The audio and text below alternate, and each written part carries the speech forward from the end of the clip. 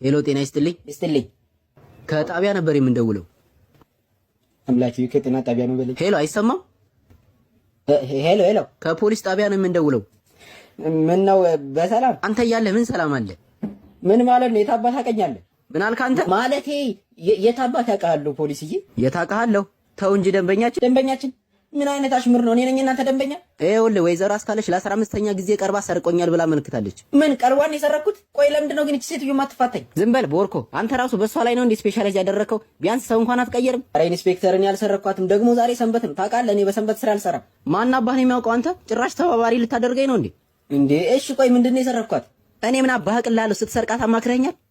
አይደለም ምን ሰረቀኝ ብላ ነው የመጣችው? ታዲያ ምን እንደማያውቅ ያደርጋል። የወርቅ ሀብሌን ሰርቆኛል ብላለች። ናና መልስ። አቤት ውሸት! ይቺ ቀጣፊ ይገርምሃል ኢንስፔክተር፣ የብር እኮ ነው ሀብሉ። ኦኬ መስረቅህን አመንክ ማለት ነው?